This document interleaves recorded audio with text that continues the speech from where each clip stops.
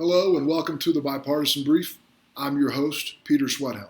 The lead story dominating both U.S. and international news right now involves the murder of George Floyd by a Minneapolis police officer.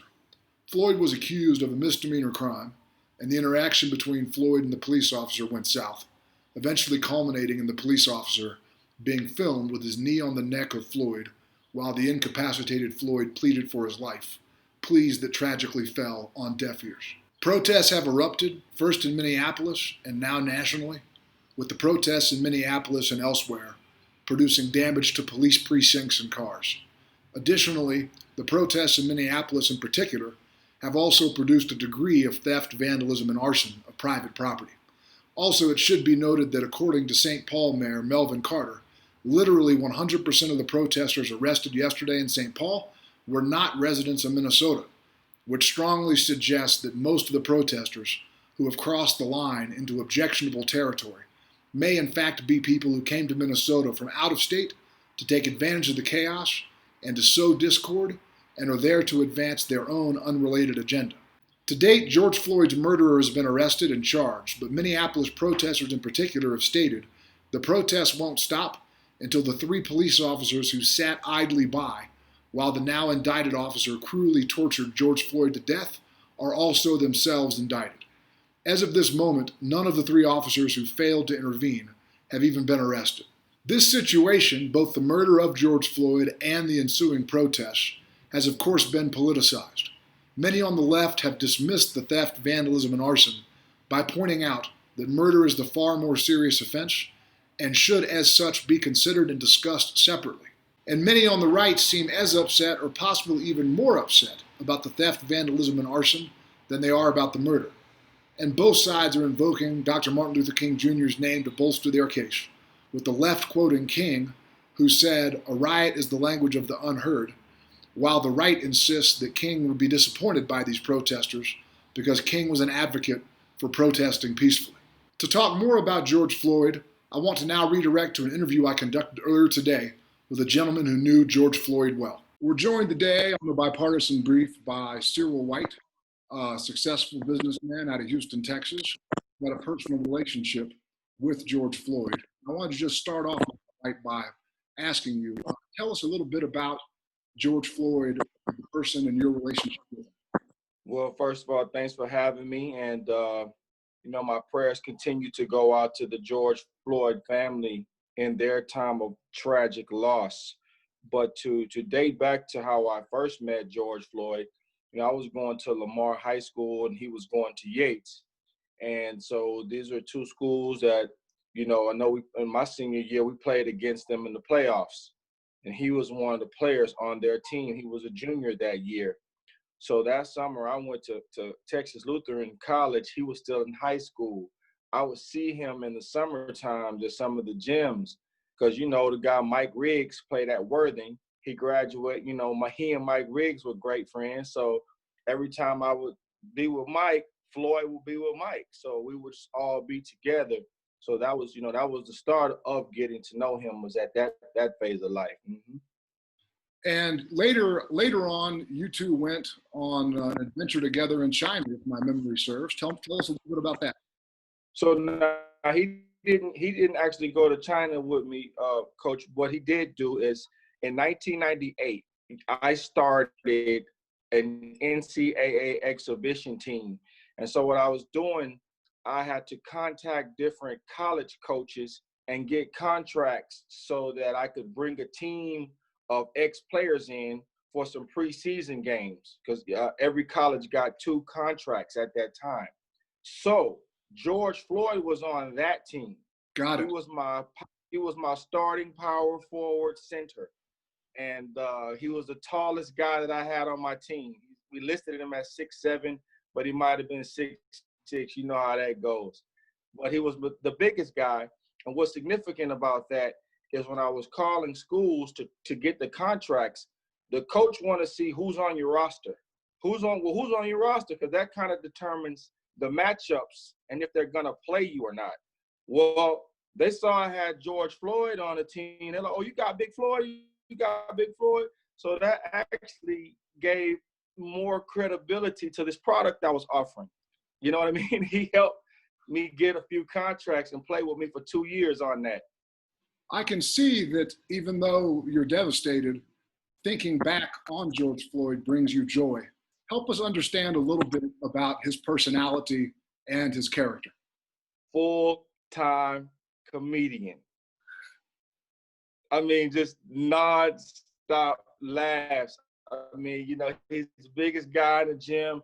He might show up 5 or 10 minutes late to the practice, and, you know, he's shaking his head. He got some kind of off-the-wall story about the tardiness or whatever, but, you know, it's just something to joke about, and it's just something to, his presence himself represents the cooperation, right? Like, you're making a choice what you want to do with your time. So, you know, he come 5, 10 minutes late, you know, he feel bad about it because that's the type of heart he has, right? He has a heart enough to know I should have been there on time. I know we're trying to have a practice. You know, now I'm saying this wasn't an everyday thing, but if something like that happened, you know, he just got a way to lighten the mood. I really appreciate learning a little bit more about him. I'm also curious to know, you've been running To God Be the Glory Sports for a long time, over a decade easily, and you've had a lot of success, and you don't meet a lot of the negative stereotypes about Black people. I'm curious about your own personal interactions with law enforcement over the years, simply because a lot of Americans feel that these types of things are very isolated. And so I'm curious to hear your perspective on that matter. November 5th, 2010, I had just finished playing golf, and I had on a light sweater vest and some, you know, golf clothes. And I was driving, I was going home out, and there was a lot of traffic. So I remember I pulled over on a side street near a park I'm familiar with on the route. I was familiar with this area. So I turned off on the side street and I parked my car. I parked my car. I was in a black Mercedes. I pulled in front of the basketball court. I was sitting there and I was texting on my phone. I was allowing the traffic to die down. I said, well, I'll text on my phone a little bit here, and then maybe I might even grab the basketball out of the back and shoot around a little bit, let this traffic die down. I was just texting. All of a sudden, a cop car just turned off the main street and drove straight up at me, vroom, straight up to my front, and came around, ran to my door with the guns drawn, and just started tapping the window, like, let us in the car, let us in the car. So he was pulling the car. And so, I was like, no. You know, the door's locked. It's like, I'm not letting you in, but I did freeze up. You know, I was like, whoa. So he's hitting my window with the gun. And he was like, let me in the car, let me in the car. And so I was like, okay. So now, like I said, I needed to push the button. So the doors could unlock, and then they would be able to open the door. So when I moved my right hand to push the button, he was like, show me your hand, stop, don't move. Like, man, it's like it was about to go down. Now, all this happened like in a 5-second period or less, from trying to get the intimate details of a text till you got some guns drawn on you, okay? So once I finally got the door open, since my left hand is close to the door, as soon as the door opened, he just slapped the handcuff on my wrist. Get out of the car. And I was like, man, what's going on? And so then they threatened to tase me. Fast forward a little bit. They threatened to tase me. I complied and let them put me in handcuffs. They proceeded to tell me that this was a high drug traffic area, and they wanted to be sure I wasn't a part of any suspected drug trafficking in the area. There was nobody around. There was nobody else in the area. You see what I mean? So they sat me down. I had to comply with search and all that type of stuff. They pulling golf tees out of my pocket, golf ball. I just left the golf course, man. What are you talking about? They said At the end of all of that, what they said was, oh yeah, you really were parked more than 6 inches away from the curb. That's what made us notice you in the first place. Wow. Thank you for sharing that story, first of all. My follow-up would be, you're a sociable person with a wide network nationally and globally. Let's say an informal study. Let's say the 25 Black men with whom you're closest. How many of those 25 have stories similar to that or worse? 25, and we all have multiple stories. You know, that was just the worst. You know, it's one of those type of things where um, in America has proven, in a sense, that you really can't evolve, if you will. You really can't progress out of just being Black and the negative stereotypes that first come with that. I know Jarvis Johnson. You know, he's a state representative, former city councilman. Again, a state representative.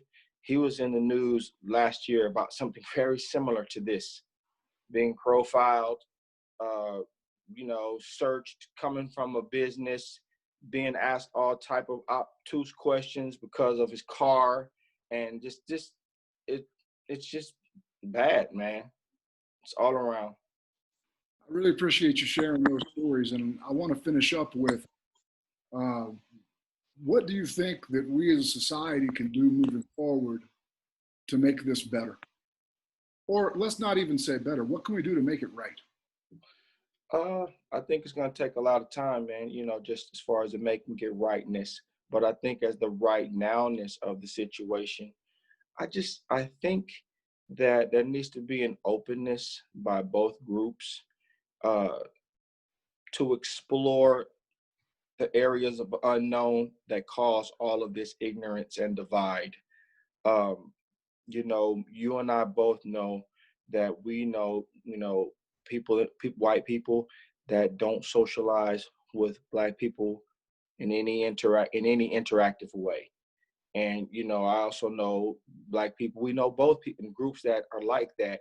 We need to set up some sort of um, non-confrontational, non-intimidating programs, really through sports, that can bring police, in this case, policemen together and people from these demographics, and have some exchange program that allow these barriers to start to melt.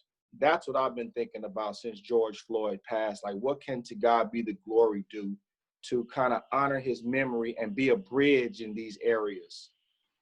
So you want additional empathy, understanding, familiarity.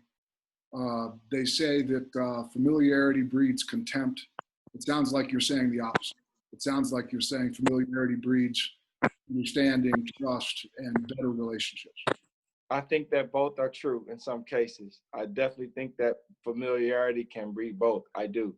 But in this case, what the lack of familiarity, that's what it's really breeding, is contempt. Because had this officer been able to look at George Floyd as a valuable human being and have a little more identification with him just on the basis of being a human, and not look at the difference in race and skin color, George Floyd might not be a trending topic today.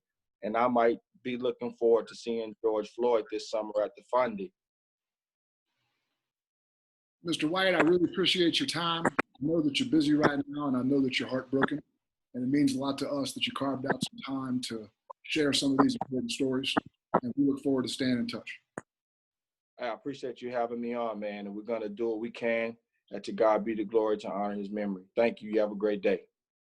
Shifting to politics, let's begin with a quick review and analysis of the polls from the last week.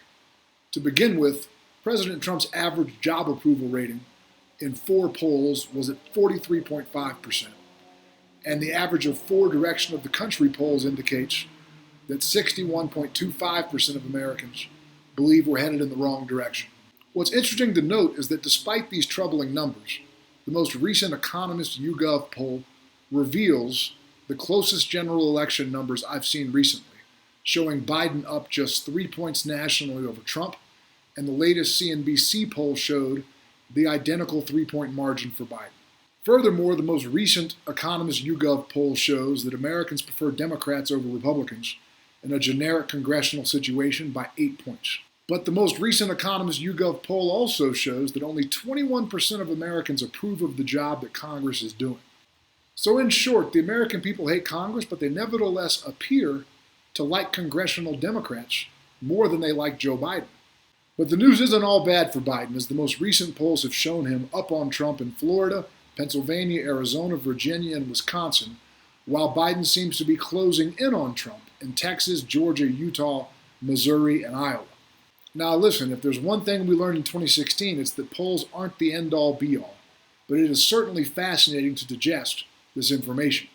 At this point, it seems like Joe Biden is probably the favorite, but it should be noted that Hillary was a much heavier favorite over Trump last time around at this point than Biden is this time around at this point.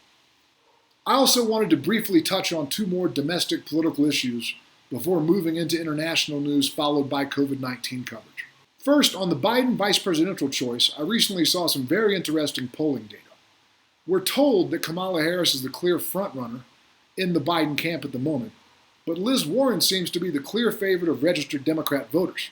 According to a CBS News poll from the first week of May, 71% of Democrats believe Liz Warren should be considered for VP, compared with 59% of Democrats who believe Kamala Harris should be considered for VP. Furthermore, 36% of Democrats believe Liz Warren should be the VP nominee, compared with just 19% of Democrats who believe Kamala Harris should get the VP nod. Of course, there are lots of conflicting factors for Biden to consider before making this choice. For some, Liz Warren's liberal stances energize, and for some, they repel. Whereas Kamala Harris's policies soothe some, and her more moderate positions antagonize others. And Liz Warren's whiteness and Kamala Harris's blackness also cut both ways, with large swaths of voters. But regardless of the many factors in play, it was surprising to discover the Democratic voters have such a clear preference for Liz Warren over Kamala Harris. In addition to Biden's VP choice, I wanted to touch on the Supreme Court. In the aftermath of Mitch McConnell refusing to allow even a hearing for Merrick Garland, liberal anxiety spiked substantially about the Supreme Court potentially tilting radically to the right. So I wanted to share some reassuring information that I recently compiled. Since Neil Gorsuch and Brett Kavanaugh have taken their oaths, 21 out of the 36 Supreme Court cases featured a 9-0 unanimous decision. That's 58% of the time. And only 5 out of the 36 cases featured a 5-4 decision, and one of those 5 featured liberal justices Sotomayor and Ginsburg siding with conservative justices Thomas and Alito. That means that just 11%, 4 out of 36, of the cases this court has heard ended in a 5-4 decision with the 5 conservative justices siding together against the 4 liberal justices. Furthermore, I was interested to discover there have only been 3 cases that ended with a 6-3 choice, and 2 of those 3 cases involved both Brett Kavanaugh and John Roberts voting with the liberal justices. In short, while the American people may be intensely divided along partisan lines at the moment, there's little evidence to suggest that the Supreme Court is following a similarly perilous, hyper-partisan path. Moving on to international news, we're going to cover 2 stories from each region that we feel are being largely underreported by the mainstream global press. The so-called civil war in Yemen, that could perhaps more accurately be called a proxy war between Iran and Saudi Arabia, had already left the country devastated, with millions of people displaced, dead, or at serious risk of starvation. Now, although testing capacity in Yemen is woefully inadequate, a growing global consensus seems to be emerging that Yemen may be not only one of the hardest hit countries in the world by COVID-19, but also one of the least well-equipped countries in the world to deal with this pandemic. With this in mind, Saudi Arabia has stepped into a leadership role and will seek to raise $2.4 billion via a virtual donor conference call, mutually backed by the UN. It's hard to know how much of this money will actually go to relief efforts and how much the infrastructure damage in Yemen will disrupt the delivery of the relief. But it is at least a positive step in the right direction. and this will be a story we will keep an eye on moving forward. Protests have been raging in Lebanon since September, mostly over a shattered economy, limited civil rights, and a failure of government services. Now, with COVID-19 added to the mix, Lebanon appears to be in the midst of its worst ever economic crisis, and the protests seem to be escalating as the overall situation in Lebanon deteriorates. It's hard to know where Lebanon goes from here. Lebanon has already seen their entire government resign, only to be replaced without an election via a series of backroom deals struck by the identical sectarian puppet masters the people were protesting against in the first place. There was a time that Beirut was one of the world's most attractive tourist destinations, and Lebanon was widely viewed as a nation on the rise. The question now becomes whether or not the Lebanese people can force the train back on the track after decades of decline. Only time will tell. Moving on to Asia, the situation in Hong Kong has been brewing for years. In 1997, China and the United Kingdom signed the historic One Country, Two Systems agreement, which created a union between China and Hong Kong while allowing Hong Kong to continue functioning with a degree of autonomy. This arrangement was intended to last till 2047, but in 2003, massive protests broke out when mainland China tried to push reforms the residents of Hong Kong felt were intended to restrict freedom. And the Chinese government backed down. But then in 2012, Hong Kong saw mass protests again over mainland China's attempts to introduce communist propaganda into Hong Kong's primary and secondary education curriculum, and the protesters again won the day. But in 2014, the tide started to turn, as mainland China's decision to interfere in the selection of Hong Kong's chief executive caused the largest protests yet, with mainland China ultimately prevailing in putting the protests down and growing its influence in Hong Kong. And of course, we recently saw a new wave of protests break out in July as Hong Kong considered passing a new law that would allow citizens of Hong Kong to be extradited to mainland China. This latest wave of protests has never stopped, as each government attempt to stop the protests has only led to new reasons to protest. As of right now, Hong Kong legislators who are loyal to Beijing are trying to push measures through that move Hong Kong away from liberty and toward authoritarianism. And now, because of mainland China's consistent interference in Hong Kong, that most feel falls well outside the 1997 agreement, President Donald Trump and Secretary of State Mike Pompeo have announced their intentions to no longer treat Hong Kong separately from China, which means revoking their special trade status and subjecting them to the same tariffs and potential sanctions that the U.S. has placed and might place on China. What isn't clear at this moment is whether this move will hurt China or the people of Hong Kong more. Suffice it to say that Hong Kong is a powder keg, and it's a powder keg that would have major global ramifications if it did in fact explode. U.S. President Donald Trump has offered to serve as an arbitrator of a border dispute between India and China that has existed with occasional flare-ups since the two countries fought a war in 1962. China predictably rejected U.S. help almost immediately, and while there's no official word from India on the matter, the Indian government rejected an offer of U.S. assistance to help settle the disagreements with Pakistan over the Kashmir region just a few months ago, so there's probably no good reason to expect the Indian government to accept American help now. This much I can tell you, the very last thing the world needs right now is a war between two nuclear powers with populations in excess of 1 billion people. Fortunately, it seems that Indian Prime Minister Modi and Chinese Premier Xi are mostly posturing and do not have legitimate interest in seeing this situation escalate further. In Africa, despite the fact that Niger's constitution clearly stipulates that secrecy of correspondence and of communications is inviolable, their parliament just passed a law allowing for wiretapping as a means to combat terrorism. This is going to be an intriguing story to watch unfold for Americans in particular, as this new law will undoubtedly remind many of the Patriot Act, a law designed to provide law enforcement with new tools to fight Islamic extremism, which was subsequently abused repeatedly to target American citizens who had nothing to do with jihadism. Civil libertarians in America were highly suspicious of the Patriot Act, and civil libertarians today in Niger are highly suspicious about this new law. So this also is one to keep an eye on. The February peace deal between longtime combatants Salva Kiir and Riek Machar that allegedly ended the devastating 6-year civil war in South Sudan appears to be unraveling.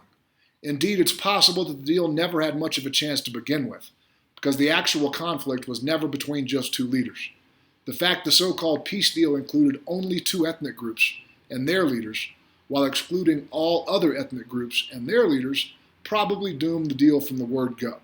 Now, with violence spreading just as COVID-19 begins devastating the region, not to mention a locust famine that is destroying crops in East Africa, it appears as if the unimaginable hardship in South Sudan is sadly not on a path to improve anytime soon.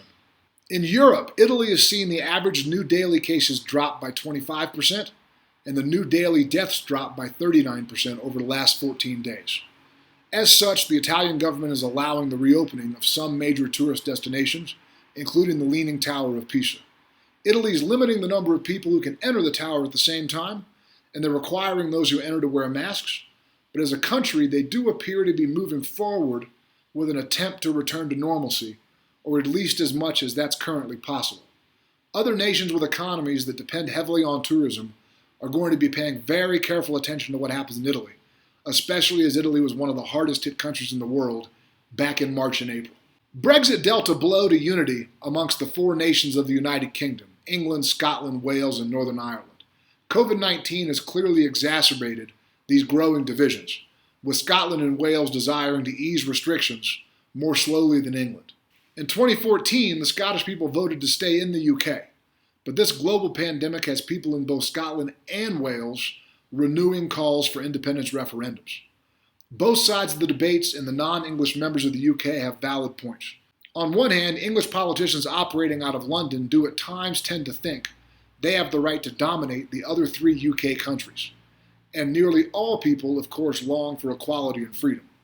On the other hand, the English economy is by far larger than the other three countries, and a formal break away from the UK would mean the end of vital financial support from the English. I don't think anyone can know for sure what to expect, but we do know that COVID-19 and the accompanying stress to both finances and mental health certainly aren't helping matters in this situation. Taking a look at the Pacific Rim now, months after the worst of the Australian fires died down, many residents of the devastated areas report the promised and heavily publicized help simply never arrived. The government created a $1.3 billion relief fund to help affected people, and hundreds of millions of additional dollars came pouring in from the international community. Yet, this relief money in many cases doesn't seem to be reaching the people who need the most help, with the application processes being laborious and the wait times to receive answers about an application status often stretching beyond 10 weeks.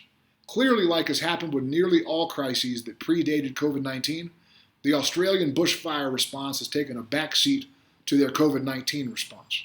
It isn't easy for a government that was already overextended to be able to effectively manage dual crises simultaneously that both feature far-ranging negative effects. The Philippine government is set to pass perhaps the most comprehensive consumer protection package in the nation's history. The new measure aims to improve transparency, prevent price gouging, prevent discrimination, and also protect privacy, while additionally invalidating contracts that prevent consumers from taking appropriate recourse actions against predatory practices. Philippine President Rodrigo Duterte has earned a reputation on the topic of human rights abuses and also on the topic of reforms designed to help the common people. He isn't the first authoritarian leader to blend dictatorial tendencies with benevolent policies, but most authoritarians tend to become more dictatorial and less benevolent over time, so it will be fascinating to watch how the Duterte regime continues to play out. Now taking a look at Latin and South America, in Suriname it looks like the reign of former military dictator and current elected president, Desi Bouterse, may be over, if he agrees to peacefully follow the will of the people who just voted the opposition party into power. One major issue to keep an eye on here is that Bouterse has already been convicted of murdering political opponents in the 80s, which means that stepping down from power would mean stepping into a prison cell. The people of Suriname deserve a peaceful transition of power, but Bouterse is not a peaceful man. We intend to continue following this developing story closely. In Peru, which is Latin America's second hardest hit country by the global pandemic, the hospitals are currently failing. 1,300 doctors so far have been infected, and frontline medical professionals have been demanding additional government resources be made available.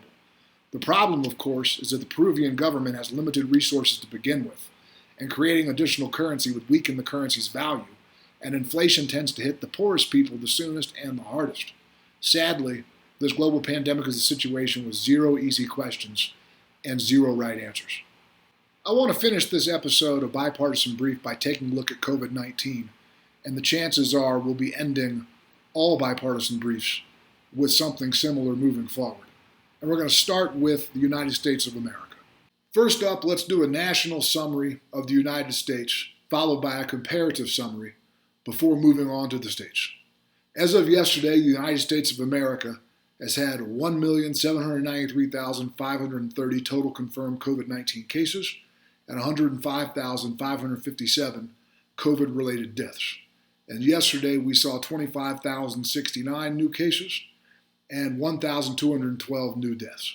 Now, speaking comparatively, looking only at nations that have a minimum population of at least 10 million people and a minimum of 1,000 total cases, the United States ranks, as of yesterday, number 1 in total cases, which is not good, number 2 in cases per million, which is also not good, number 1 in total deaths, which is not good, number 8 in deaths per million, which is not very good either, number 1 in total testing, which is great, number 8 in testing per million, which is pretty good, but certainly needs to be improved.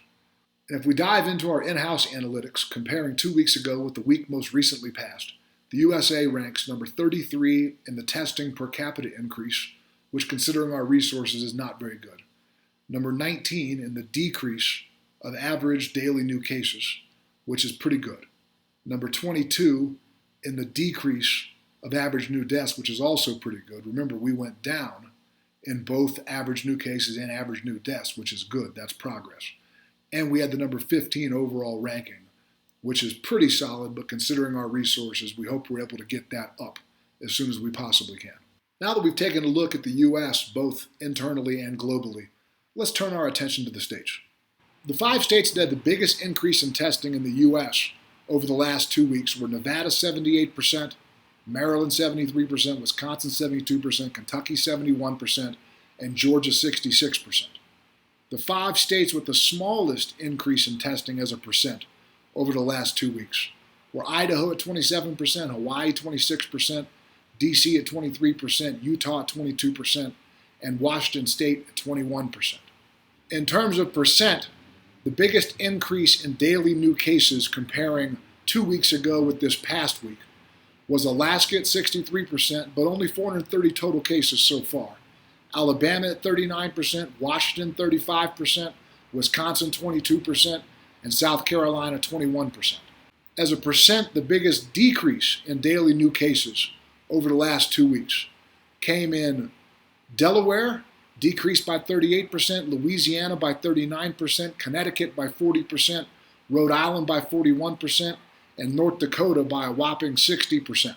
The biggest increase in new daily deaths over the last 2 weeks, looking at it as a percent, Tennessee 80%, South Carolina 64%, South Dakota 50%, Wisconsin 41%, and Virginia 40%.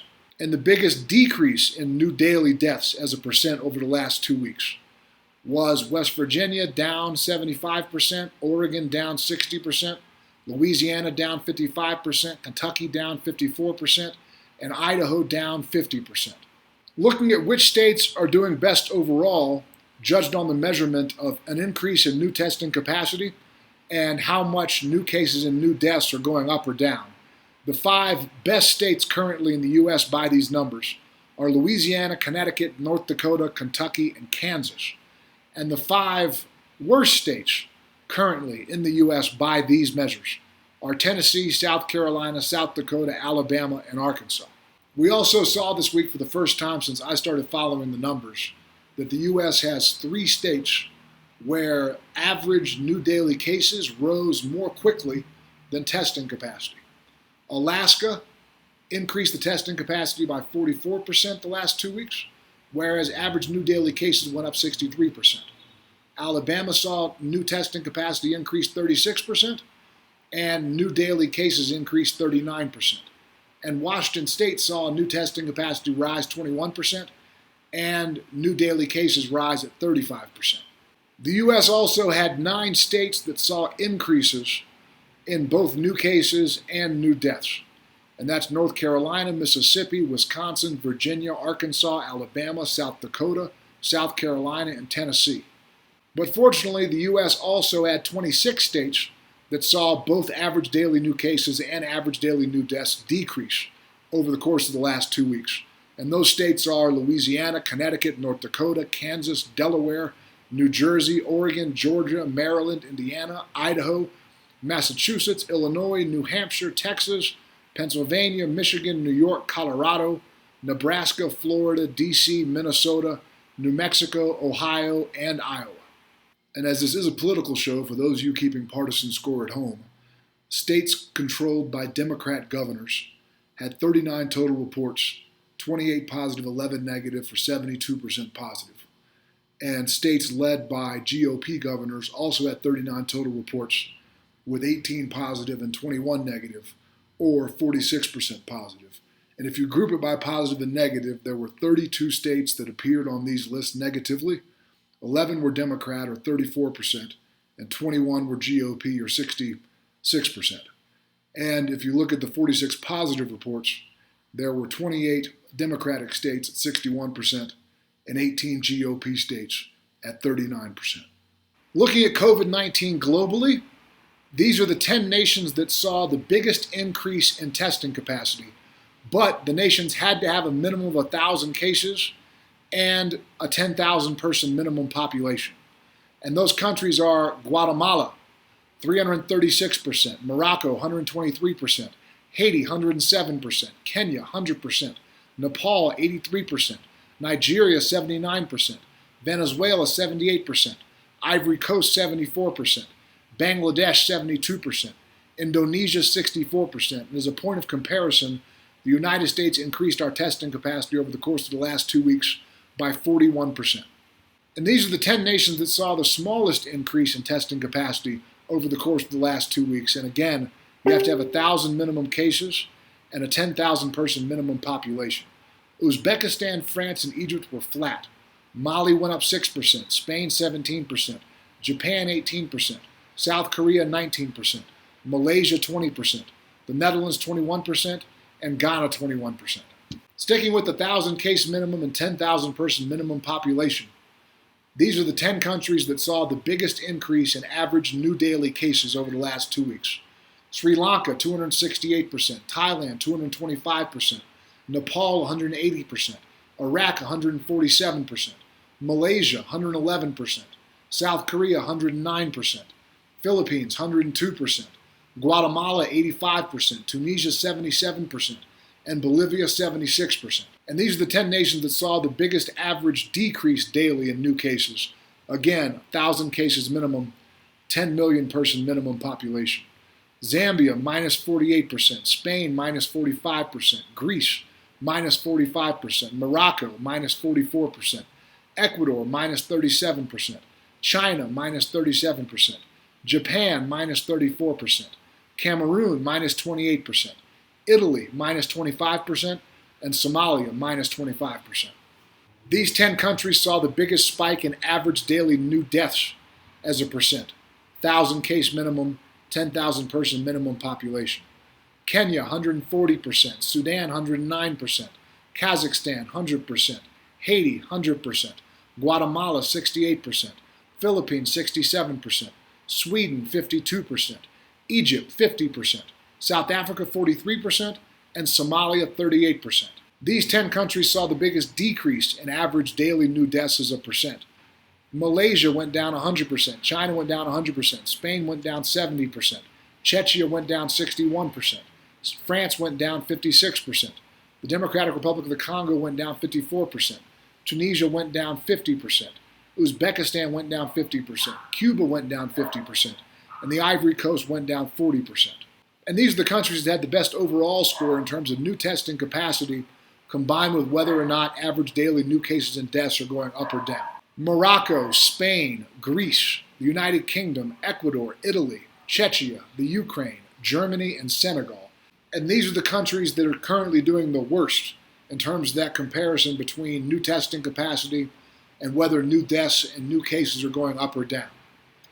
Iraq was the worst, then Algeria, then South Korea, then the Philippines, then Nepal, then Kenya, then Egypt, then Kazakhstan, then Bolivia, and then Haiti. And there are unfortunately a lot of countries this week whose new cases went up a lot more rapidly than their new testing did. And for this, we're using just the 1,000 case minimum. We're dropping the population requirement. The countries that are currently upside down in this ratio are Sri Lanka, 45% increased testing, 268% new cases. Thailand, 31 versus 225. Israel, 6 versus 191. Nepal, 83 versus 180. Iraq, 50 versus 148. Malaysia, 20 versus 111. South Korea, 19 versus 111. Philippines, 102 versus 155. Iceland, 7 versus 100. Panama, 32 versus 97. Albania, 21 versus 82. Tunisia, 27 versus 77. Bolivia, 51 versus 76. France, 0 versus 69. Slovenia, 15 versus 67. Costa Rica, 31 versus 63. Mali, 6 versus 58. Colombia, 49 versus 54. Argentina, 49.9 versus 50.5. Armenia, 44 versus 46. Oman, 18 versus 40. Egypt, 0 versus 38. Democratic Republic of the Congo, 0 versus 37. Ghana, 21 versus 33. The Maldives, 0 versus 30. Azerbaijan, 26 versus 30. Uzbekistan, 0 versus 29. And lastly, Estonia, 19 versus 27. And we also saw quite a few countries that are going in the wrong direction with both new cases and new deaths rising over the course of the last 2 weeks. And those countries are Iraq, South Korea, the Philippines, Guatemala, Bolivia, Honduras, Gabon, Colombia, Kenya, Argentina, Armenia, Egypt, South Africa, Peru, Azerbaijan, Chile, Mexico, Estonia, India, Bangladesh, Kazakhstan, Brazil, Qatar, and Sweden. Fortunately, we saw slightly more countries that are going in the right direction, with average daily decreases in both deaths and cases, again, 1,000 case minimum. Bulgaria, Luxembourg, Spain, Greece, Morocco, Serbia, Latvia, Mayotte, Switzerland, Ecuador, China, Japan, Iceland, Guinea-Bissau, Cameroon, Slovakia, Italy, Finland, Tajikistan, Norway, Germany, Denmark, Belgium, Bosnia and Herzegovina, the UK, the UAE, the United States, Czechia, the Ukraine, Equatorial Guinea, Turkey, Singapore, Poland, Pakistan, Guinea, Romania, and Iran. And now that we've gone through the data, we're going to finish up this episode of Bipartisan Brief via an interview with a local doctor in Mexico City named Jorge Ruiz, who works inside one of the public hospitals. Welcome back to the Bipartisan Brief. I'm joined today by Dr. Jorge Ruiz in Mexico City. And the first question I have for you, doctor, is fill us in a little bit about how the healthcare system overall works in Mexico. Well, first of all, Peter, thank you so much for having me in your program. It's an honor for me. And well, I think it's important for Mexican doctor to speak out what's really happening here. And well, first of all, I'm Jorge. I'm 27 years old, and I'm a physician here in Mexico City. I actually work in an ER department in a big public hospital. And well, overall here in Mexico, we have a healthcare system which works pretty much for free.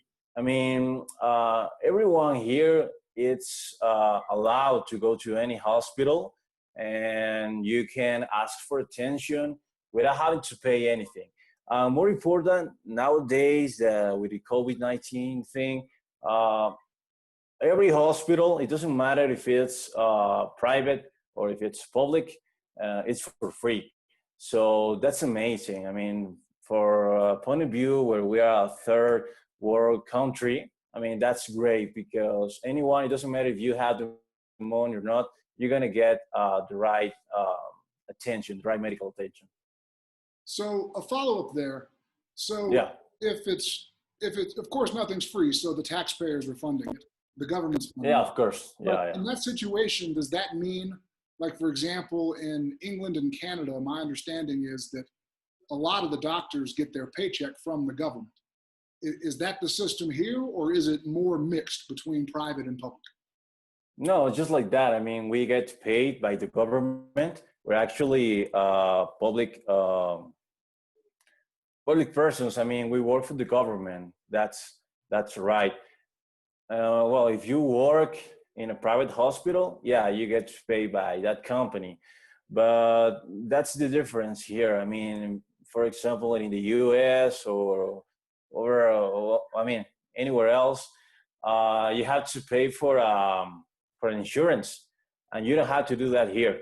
I mean, you get insurance by the government if you're working, because if you're not working, I mean, you don't get access to public health. That's the thing here. But with COVID-19, it doesn't matter if you have a work or not, you're gonna get the attention.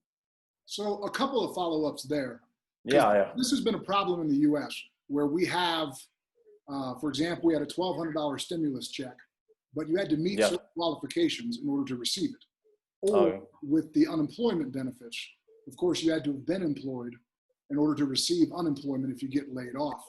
So, for example, there's so many people who are working, but they're more in the street or cash economy rather than a traditional 9 to 5. So I wonder about like all the street vendors, are they covered, or are they an unprotected class?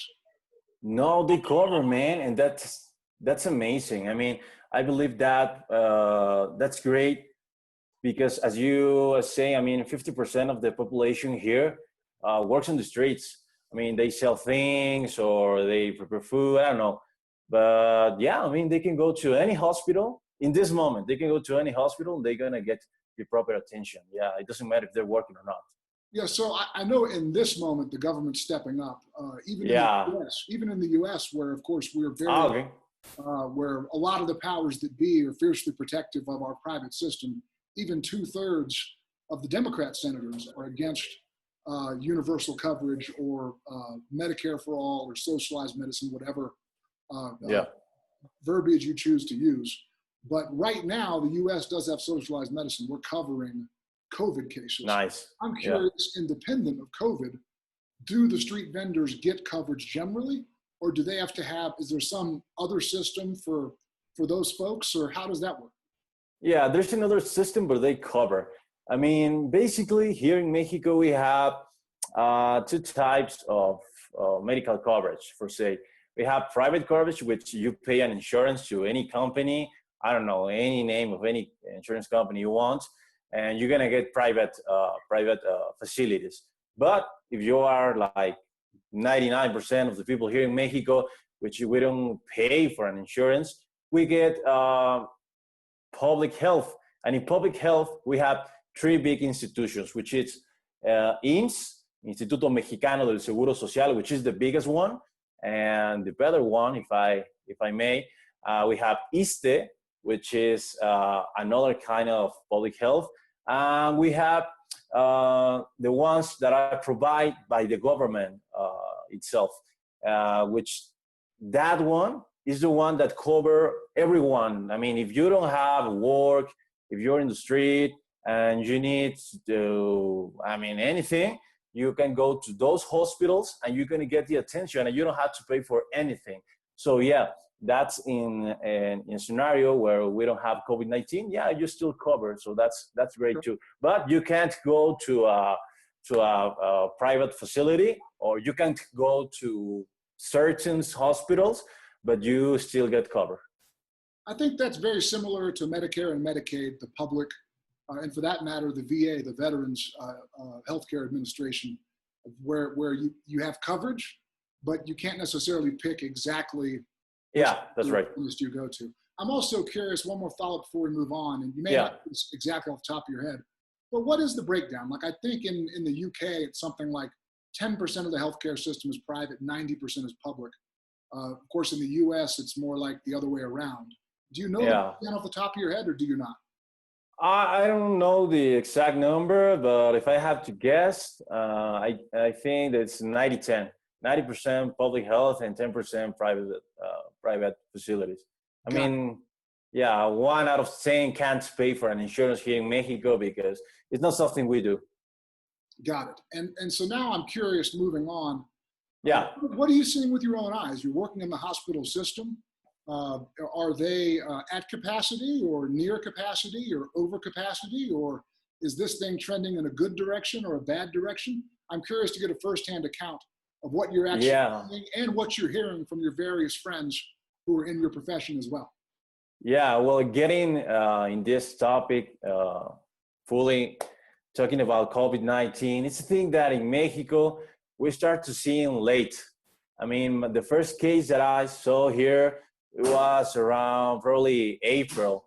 And well, that's 2 or 3 months after the first cases in Europe. So we weren't prepared at first.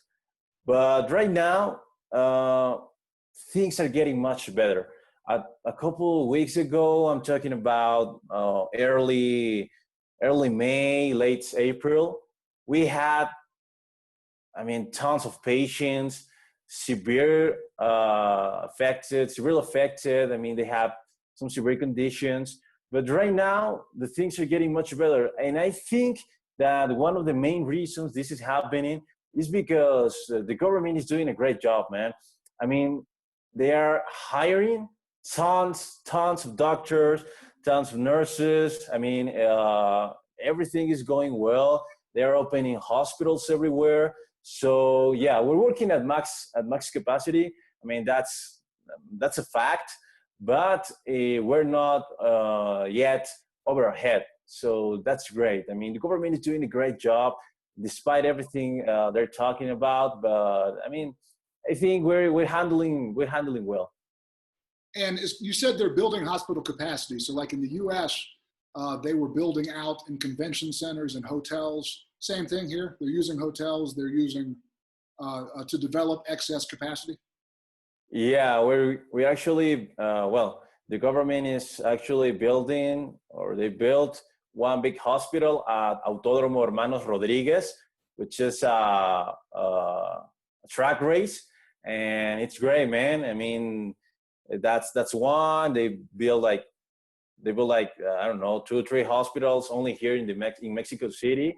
So yeah, I mean, we're doing that. And the main thing, though, the main strategy that we did here in Mexico is that the biggest hospitals here are fully dedicated to see COVID-19 patients. I mean, we don't see anything else. We only see these patients. So that gives us a big room of working, so we can only see these patients and we don't have to distract with other things.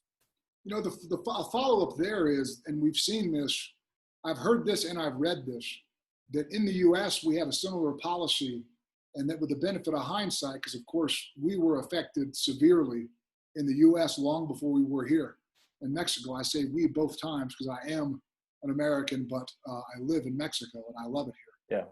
And there were some backlash, may not be the exact right word, but there were some unintended consequences of over-focusing on COVID, and people who heart patients and cancer patients who were not necessarily able to get the treatment they needed. And we kind of had to walk a balancing act. And it seems almost like, to a certain extent, political leadership globally has almost said that a death from COVID is worse than a death from cancer or something like that. Yeah. As far as that goes, how do you feel about that sentiment? And do you think the Mexican government's doing a pretty good job of balancing that? Yeah, man. I mean, I have to say that I'm impressed. At first, I was a little hesitant. I mean, I hesitate about what the strategies of the government were. Because I mean that came to my head immediately. I mean, where are cancer patients going to get the treatment? Heart patients, chronic patients, diabetes. I mean, we have a lot of that here in Mexico, but they're getting their treatment, man. I mean, I guess that 50% of the hospitals are entirely dedicated to see COVID patients, and the other 50% is dedicated to see all the chronic diseases like cancer, diabetes, heart problems, all the things. So yeah, man, I mean, I'm impressed. I have to give it one to the Mexican government, because they're doing a great job with that, man. Well, so the So you work at a COVID dedicated hospital, but other Yeah, hospitals are set aside to make yeah, sure that you guys, because I was hoping, as I watched this unfold in the US first, I yeah. was hoping that the Mexican government would learn lessons from our mistakes. And so it sounds like, at least to a certain extent, they have. Speaking of, as recently as maybe 10 days ago, a good friend of mine is a nurse, and she was explaining to me that there are still serious shortages in the US in terms of the personal protective equipment. She said that she's been asked to reuse her N95 mask for multiple Oh my days in God. a row. What's the situation in terms of the protective equipment in Mexico? The face shields, the goggles, the gloves, the Yeah. N95. Are there shortages here, or are you guys pretty well stocked up? Well, once again, I mean, I'm impressed. I mean, and I say this so many times because I was hoping for the worst. I mean, we're Mexico and we have this thing that, well, we didn't do the things the right way. We're only short of this or that. And in this case, from day one, I have all my equipment. I have N95 mask. I have my googles. I have my gloves. I have, I have all the equipment, but that's in my hospital. And I have to say that my hospital is a big hospital and it's a great hospital, but there are some guys that are not getting enough equipment. So they're struggling. Some, yeah, some even have to get their own equipment. But I mean, I guess it's depend of the hospital, man. I can't complain about my hospital. It's a great hospital, but yeah, some folks are struggling with that. Because that I was going to ask you if you have friends who are struggling to get the PPE Yeah, elsewhere, I have. because that's been it's been the disparities that exist probably globally, but certainly in the U.S., where I have more friends in this profession than any other country, and it really is a case where one hospital is well stocked and one hospital is not. And I don't know if Yeah. that's a question of the individual leadership at the hospital or if it's something else. I guess it's kind of hard to tell. And I was also Yeah. thinking when this first started, I was seeing a lot more masks on the street here than elsewhere. And I kind of thought that perhaps one difference between Mexico and the US is that in Mexico, we still make things here, whereas in the US, we don't make anything. So because of that, Mexico may not have had to rely on China to the extent that the US did. And that might be a factor as well. I don't know. What do you think? Yeah, I mean, that's more a political thing, but I believe that we're getting things from China because actually some of the masks we're using come from China.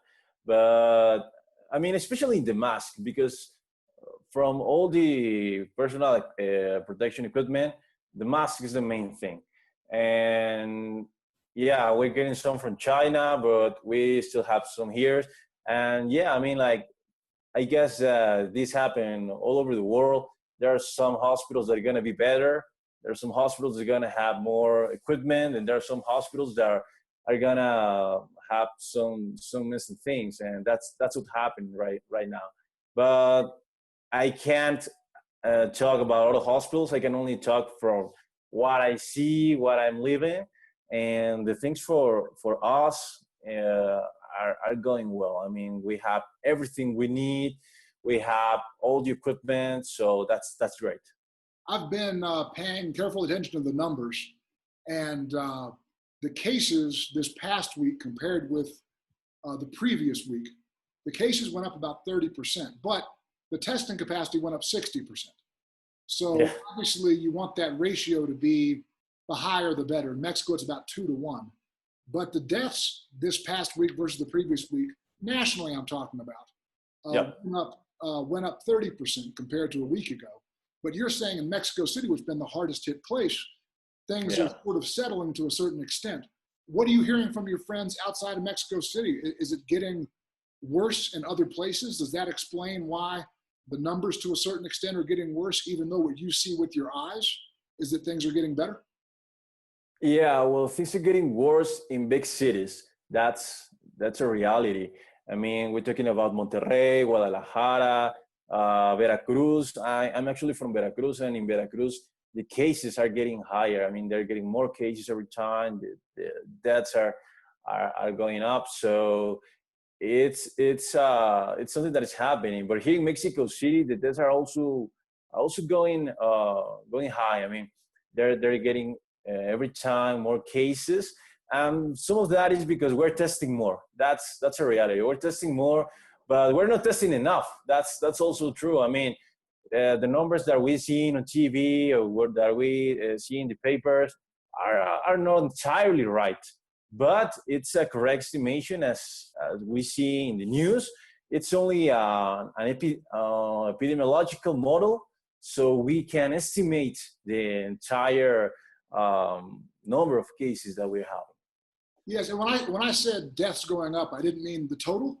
I meant the comparative percent week by week. Oh, okay. Right. So it sounds like you're saying that to a certain extent, because Mexico, of course, being the major international hub and the biggest city with the most public transportation, the highest population density, you're saying Mexico City probably got hit harder, quicker. And so the national numbers that might not look so good are probably due to the cases spiking in Guadalajara, Monterrey, other major cities. What you're seeing with your own eyes is that things are stabilizing, at least to a certain extent, in Mexico City. Is that accurate? Yeah, it is, but I think that it's also relative. Why? Why I say this? Because a couple of weeks ago, when this thing started, there were only a couple of hospitals dedicated entirely to COVID-19. Talking about, I don't know, let's say 10 hospitals that only see COVID-19.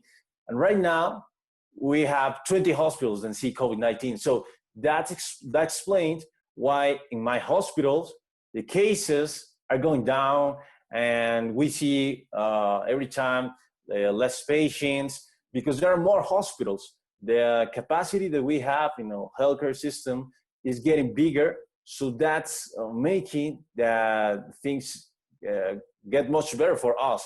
But the cases are going up. I mean, that's why I say that this is relative. I see the things are getting better, but it might not be so true because there are more hospitals and the patients are going to different hospitals instead of only one hospital. Oh, that makes complete sense. So yeah. To sum it up sort of succinctly, you could say that things are still bad and things are still dangerous. The government response has been such that that your hospital is not busting, breaking down the way it almost exactly maybe 2 weeks ago. Yeah, I mean, 2 weeks ago it was horrible, man. We had 60, 70 patients in the ER. We have 200, 300 patients in hospital bed. So I mean, it was like war. I mean, I can't explain the feeling of that. I mean, that we even had to reject some patients in some times because we're full. We can't see a patient if we don't have a bed, if we don't have oxygen. I mean, we didn't have oxygen, so that summed it up everything. But right now, I mean, the government, I guess, that saw that and open up so many hospitals and amplify our healthcare system capacity, and we're doing much better. So yeah, patients are getting the right treatment. So I know that you're a doctor, not a mathematician, and you're not Nostradamus, the famous prognosticator, but I am curious because you have firsthand knowledge. Give me your outlook for the next several weeks, several months, as far as what you see the trajectory of the virus in Mexico City being. Well, I guess in a couple of weeks, maybe 2 or 3 weeks, things are going to go flat. I mean, this thing about going high or going down, I guess that 2 or 3 weeks we're going to go in a plateau, and after that it's going to start getting down. But we're still going to have cases. I mean, we're still going to have a lot of patients, but I think we're going to get a peak in a couple of weeks. So you feel like by maybe mid-June, Mexico City will be out of the woods, at least to a certain extent. Of course, the virus is still going to be here. It's still going to be dangerous. but Yeah. the risk of the entire healthcare system being overwhelmed, you think Yeah, will probably be in the rearview mirror by maybe June. That's right. Yeah, and taking that comment, the real dangerous thing here is that our hospitals don't get enough room to see the patients, and we are out of danger there. We're clear, so we don't have that problem anymore. And I don't think we're gonna see the things that we're seeing in South America or some places in Europe, in Italy that happen. I mean, we're not gonna have that. The virus is gonna still here. Virus is gonna go much more contagious, but our hospitals are going to be just enough. It's going to be enough to see all the patients. That's really encouraging to hear. Last question is a two-part question. One, what do you think are some of the mistakes in terms of public policy as it relates to healthcare that the Mexican government, and not just the government, but leadership in general, what were some mistakes policy-wise you think were made early on? And then what are some policy recommendations you have moving forward to try to keep things on the right trajectory and to hopefully try to get back to as semi-normal of a life as we can possibly be leading? Yeah, I think the first mistake that we made here is that we weren't ready for this, or we weren't ready for anything talking about healthcare system. I mean, we have a deficiency with healthcare workers. We don't have enough doctors. We don't have enough nurses. And not because we're not here, because the government, I mean, they don't hire enough people. So that's come from years, I mean, decades. We're talking about something that started, I don't know, in the 60s, in the 70s maybe, and we're still suffering for that. So what the government did right now was to hire everything, and to hire everyone. And that's a reality. I mean, they hired me a couple months ago, and they hire, I don't know, probably thousands of doctors, nurses, and not only us. I mean, technicians. I mean, they hire lots of people.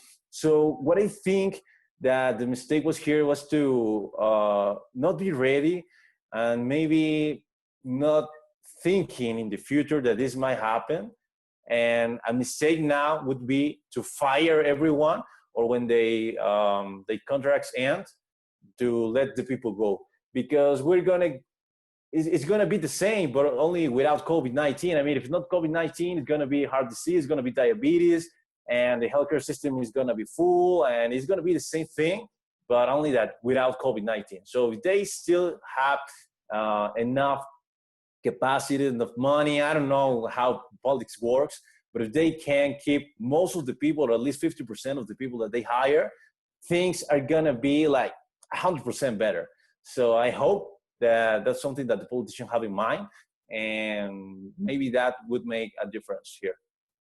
And my last question is, I'm curious because I don't necessarily understand the Constitution here in Mexico.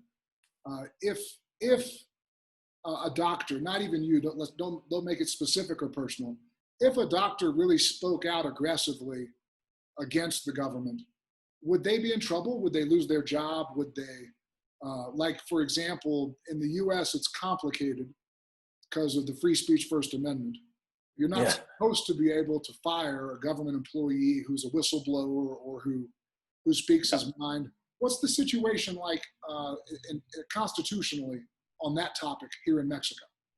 Well, it depends a lot where you work, because some of us have some confidential agreement to say something, which is your contract. I mean, you can't talk about or discuss about patients or things like that.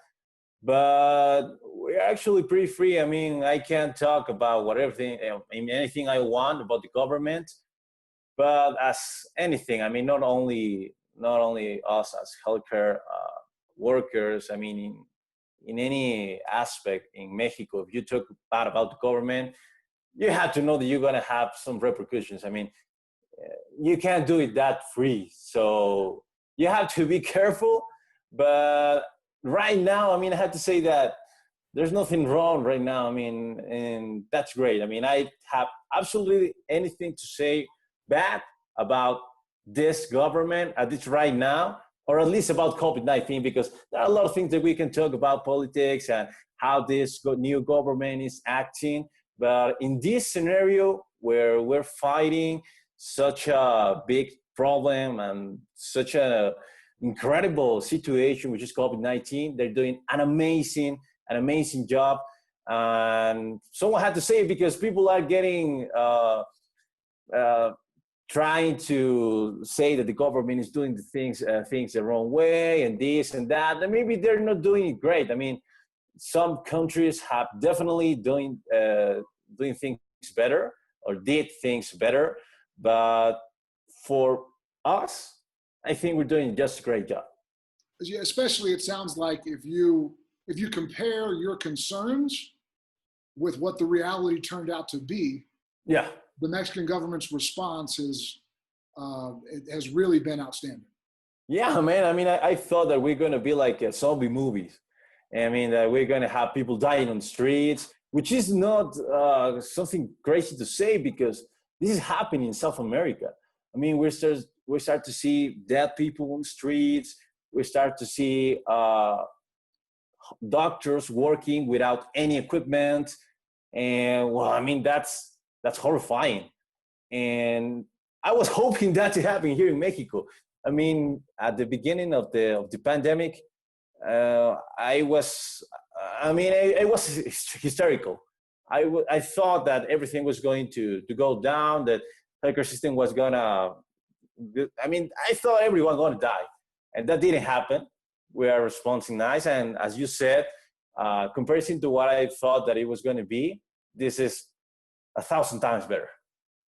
Well, Dr. Ruiz, I look forward to when there's beer again in Mexico and the bars are open and life's a little more normal. I'm definitely going to take you out to Chile 1 or 2. And I really appreciate your time. And hopefully we'll have you on maybe sometime in a couple of months as an update as this thing keeps progressing here in Mexico. And again, thank you so much for your time. For sure, Peter. Thank you. And have a good one, man. So episode 1 is in the books. Thank you so much for watching. We look forward to seeing you next week on the Bipartisan Brief.